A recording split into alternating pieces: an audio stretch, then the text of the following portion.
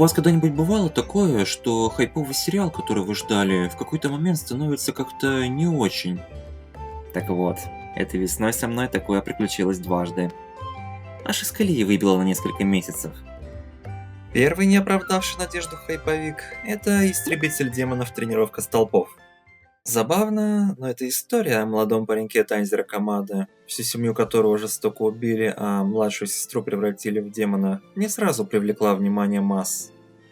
Практически весь первый сезон проходил довольно тихо и мог бы так и закончиться незамеченным, если бы не подорвал общественность на 19-м эпизоде. Дело было в том, что эта серия отличалась настолько удачным сочетанием драматического пика, прекраснейшей постановкой и трогательным музыкальным сопровождением, что была буквально совершенством. Это породило гигантское обсуждение в сети, все засматривали этот эпизод до дыр, а кто-то даже грозился назвать своих детей в его честь. Истребитель демонов, однако, на этом не остановился. Каждый следующий сезон, каждая новая сюжетная арка будто бы пытались переплюнуть предыдущую. Рецепт был примерно таков. Первая половина сюжета — это поиск демона, знакомство с персонажами и много-много неловкой комедии. Чего? Ты сдурела, бабка!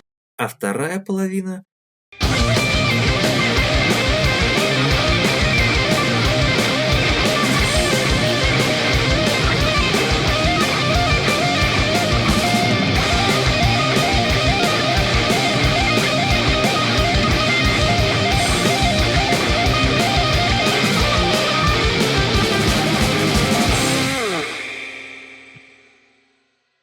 полнометражный фильм «Истребитель демонов. Поезд бесконечный» до сих пор остается самым кассовым аниме в истории за счет этих качеств.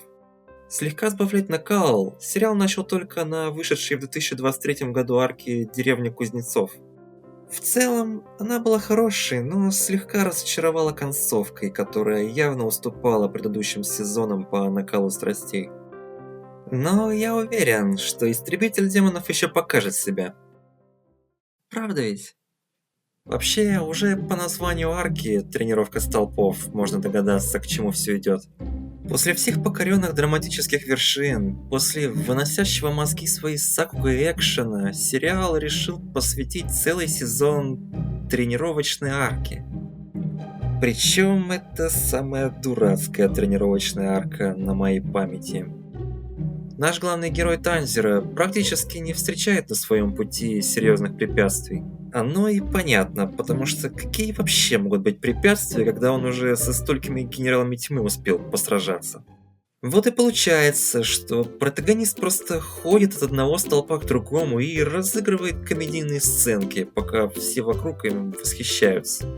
Есть, конечно, моменты, когда герою приходится серьезно поломать голову над тем, как пройти испытания учителей, но после превозмогания на грани жизни и смерти прошлых сезонов, нынешние потоки персонажей вообще никак не впечатляют. Вот если бы эту арку пустили после первого сезона, когда Танзера и компания были менее опытные, а столпы более таинственные, было бы гораздо лучше. Но сейчас... На первый раз простим и сделаем вид, что это просто затишье перед бурей. Хорошо, хоть они полметражку из этого делать не стали, а то даже не представляю, каково было бы на такое в кинотеатре смотреть. Вторым неоправдавшим надежду хайповиком стал «Реинкарнация безработного». Хотя показал этот сериал себя гораздо лучше «Истребителя демонов». Здесь, в отличие от веселых приключений Танзера со столпами, хотя бы что-то происходило. Кто-то может задаться вопросом, какой же это хайповый сериал, когда к нему настолько неоднозначные отношения. И вообще, это же исекай про перекачанного главного героя и гаремы. Что ж, давайте я расскажу вам историю своей любви к перекачанным персонажам и гаремам. Я могу понять неоднозначные отношения людей в силу того, какого протагониста нам тут подсунули. Неопрятный и некрасивый бездельник средних лет. Когда-то давно он пережил ужасающую травлю со стороны одноклассников, после которой так и не смог психологически оправиться, став затворником. И ладно бы герой пытался как-то измениться, оставляя впечатление жертвы обстоятельств. Вместо этого он является просто омерзительным мужиком, который не приносит своим близким ничего, кроме страданий. И так происходит до тех пор, пока протагонист не остается совсем один, а потом и вовсе лишается всего, даже жизни. Но история на этом не заканчивается. Наш неудачник обнаруживает себя в теле новорожденного младенца по имени Рудиус Грейрат, и не абы где, а в другом мире, с магией и чудовищами. На первый взгляд перед нами типичнейший исекай, который уже в сотый раз повторяет надоевшие всем тропы. Однако положительная сторона реинкарнации безработного заключается не в том, про что он, а в том, каким образом. Отчего любые рассуждения о банальности и неприязни к жанру практически полностью бесполезны. К примеру, возьмем нашего главного героя, Рудиуса. Этот парень рожден в семье одного из сильнейших воинов государства и талантливой целительницы. Логично предположить, что и сам Руди будет не обделен талантами, и это верное предположение.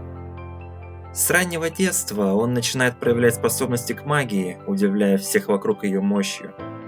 Однако, как только Рудиусу кажется, что он особенный, судьба тут же ударяет его по носу, когда соседский ребенок вдруг проявляет почти те же таланты.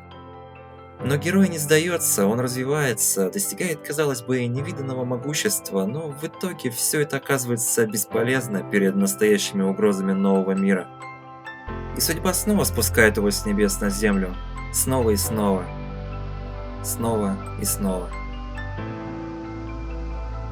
Пока не становится очевидно, что это не тот мир, в который можно войти с пинка и просто покорить, пользуясь читерскими способностями. Таким образом, как по мне, автор добивается некого баланса, при котором с одной стороны обыгрывается штамп о могуществе главного героя, а с другой протагонист оказывается ничем не лучше своих товарищей по команде. Любопытно в реинкарнации безработного и то, как строится история. Во-первых, она довольно неторопливая, что позволяет неплохо смаковать жизнь экранных героев, порождая ощущение реализма.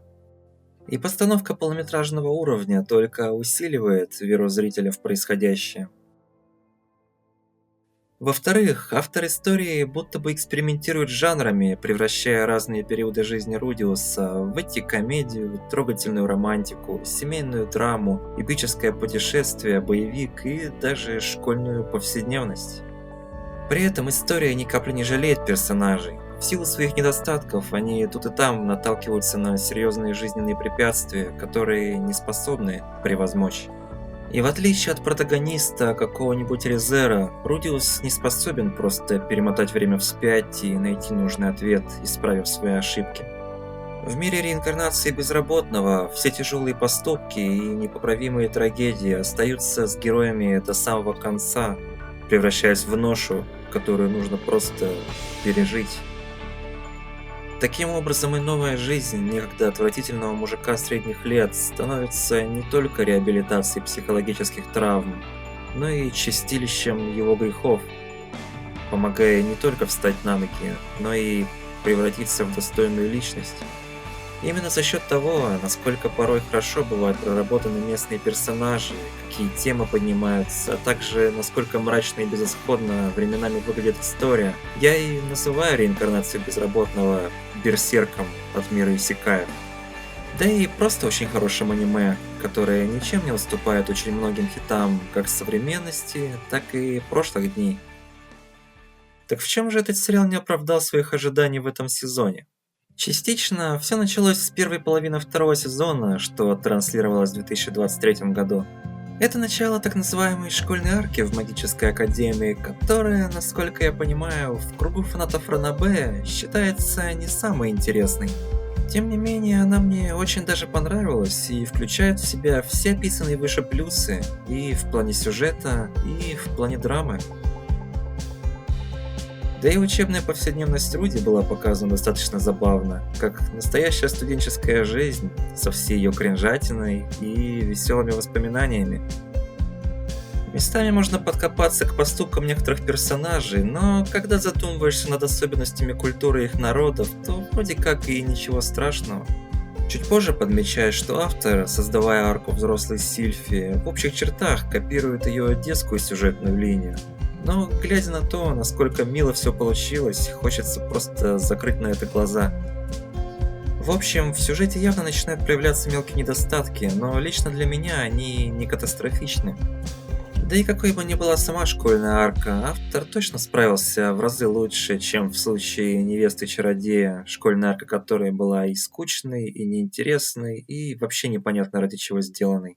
Ну а вторая половина второго сезона реинкарнации безработного, выходившей этой весной, ощущается уже гораздо хуже первой.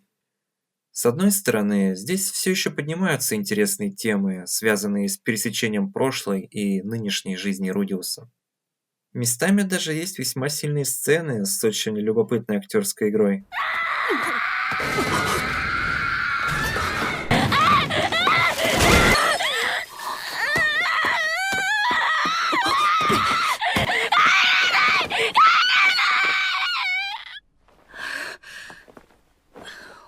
Но если с тем самым про что он, вторая половина второго сезона справляется более-менее неплохо, то с каким образом уже есть проблемы.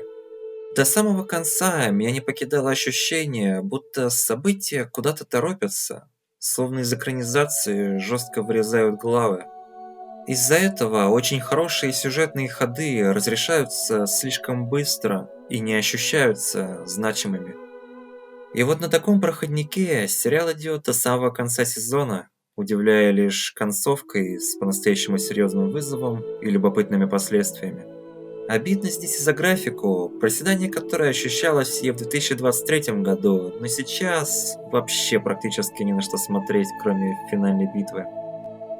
Вот так вот показали себя в этом году блокбастеры, украшавшие собой сезоны прошлых лет. Думаю, насчет Истребителя демонов можно особо не беспокоиться, ибо, во-первых, насколько я понимаю, это тот тип экранизации, который во многом превосходит оригинал.